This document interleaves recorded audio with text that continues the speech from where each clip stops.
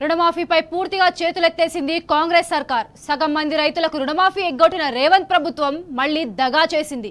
2 లక్షల పైన రుణం ఉన్న వారికి మాఫీ చేసేది లేదని వ్యవసాయ శాఖ మంత్రి తుమ్మల అసెంబ్లీలో సంచలన ప్రకటన చేశారు. ఎన్నికల ముందు రైతులందరికీ రుణమాఫీ చేస్తామని చెప్పి ఇప్పుడిలా మాట తప్పడంపై అన్నదాతలు భగ్గుమంటున్నారు.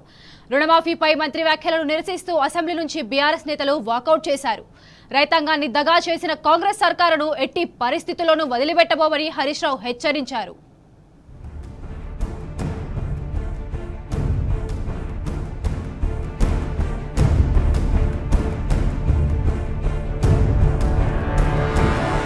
కాంగ్రెస్ మరోసారి రైతులను మోసం చేసింది.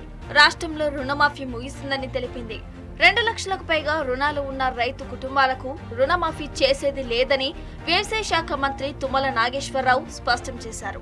అర్హులైన రైతులందరికీ ఇప్పటికే రుణమాఫీ చేశామని, ఇక ఇచ్చేది కూడా ఏమీ లేదన్నట్టుగా అసెంబ్లీలో స్పష్టం చేశారు.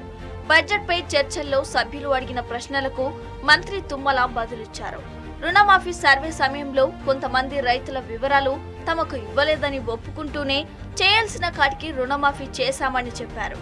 2 లక్షల వరకు ఉన్న రుణాలు మాత్రమే మాఫీ చేయాలనేది ప్రభుత్వ నిర్ణయమని, 2 లక్షలకు పైన లేదని చెప్పారు. 2 లక్షల లోపు బ్యాంకు రుణాలు ఉన్న కుటుంబాలు 25 లక్షలు ఉన్నట్లు తమకు వివరాలు అందాయని, వారి ఖాతాల్లోనే 20,616 కోట్లు జమ చేయడం జరిగిందని స్పష్టంగా ప్రకటించారు.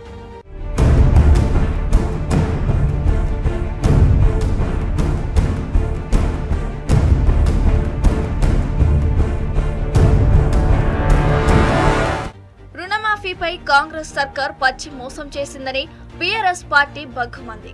రుణమాఫీ పూర్తయిందని, 2 లక్షలకు పైనున్న వారికి చేయబోమని వ్యవసాయ మంత్రి చేసిన ప్రకటనపై బీఆర్ఎస్ నాయకులు తీవ్ర ఆగ్రహం వ్యక్తం చేశారు. మంత్రి వ్యాఖ్యలను నిరసిస్తూ అసెంబ్లీ నుంచి వాకౌట్ చేశారు. ముఖ్యమంత్రి రేవంత్ రెడ్డికి దేవుళ్లు, చర్చి, దర్గాలపై విశ్వాసం ఉంటే ఇచ్చిన హామీ మేరకు 31,000 కోట్ల రుణమాఫీ చేయాల్సిందేనని, మాట తప్పితే బీఆర్ఎస్ వెంటపడుతుందని మాజీ మంత్రి హరీష్ రావు హెచ్చరించారు. రాష్ట్ర వ్యాప్తంగా ఉద్యమానికి శ్రీకారం చుడతామని స్పష్టం చేశారు. అసెంబ్లీ సాక్షిగా వ్యవసాయ శాఖ మంత్రి రుణమాఫీ పూర్తయిందని, 2 లక్షల పైన ఉన్న రైతులకు మాఫీ చేయబోమని చెప్పడం దుర్మార్గమని మండిపడ్డారు. ముఖ్యమంత్రి అసెంబ్లీలో బహిరంగ సభల్లో దేవుళ్లపై బొట్టేసి ఇప్పుడు మాట తప్పడం దారుణమని మండిపడ్డారు. రైతాంగాన్ని దగా చేసిన కాంగ్రెస్ సర్కార్ను ఎట్టి పరిస్థితుల్లోనూ వదిలిపెట్టబోమని హెచ్చరించారు. కాంగ్రెస్ పార్టీ నైజం, కాంగ్రెస్ పార్టీ మోసపూరిత వైఖరి ఇవాళ అసెంబ్లీ సాక్షిగా బట్టబయలైంది. ఇదే కాంగ్రెస్ పార్టీ ఆ రోజు ఎన్నికల ముందు రైతులు పరిగెత్తండి, కేసీఆర్ గారు రుణమాఫీ చేసినా మీరు మళ్ళీ రుణం తెచ్చుకోండి, మేము కాంగ్రెస్ పార్టీ అధికారంలో రాగానే 2 లక్షల రుణమాఫీ ఏకకాలంలో చేస్తామని రైతులను ఆశ చూపి ఓట్లేయించుకొని అధికారంలోకి వచ్చారు. రాష్ట్ర ముఖ్యమంత్రి రేవంత్ రెడ్డి గారు ఈ రాష్ట్రంలోని దేవుళ్ళ మీద అందరి మీద ఒట్లు పెట్టుకున్నాడు. భద్రాద్రి రాముడి మీద పెట్టుకున్నాడు, యాదాద్రి లక్ష్మీనరసింహస్వామి మీద పెట్టుకున్నాడు. ఈ రాష్ట్రంలోని అన్ని దేవాలయాల్లోకి వెళ్ళి దేవుళ్ళ మీద, దర్గాల మీద, మసీదుల మీద, చర్చిల మీద ఒట్లు పెట్టి ఇవాళ రేవంత్ రెడ్డి గారు మాట తప్పారు. ఈరోజు మేము అసెంబ్లీలో రాష్ట్రంలోని రైతుల పక్షాన్ని అడిగాం. మీరు బడ్జెట్లో 31,000 కోట్లు పెట్టారు, మీరు చేశామని చెప్తున్నది 20,000 కోట్లు, రైతులకు చేరింది 15,000-16,000 కోట్లు కూడా చేరలేదు. 2 లక్షల లోపు రాష్ట్రంలో లక్షలాది మంది రైతులకు రుణమాఫీ కాలేదు.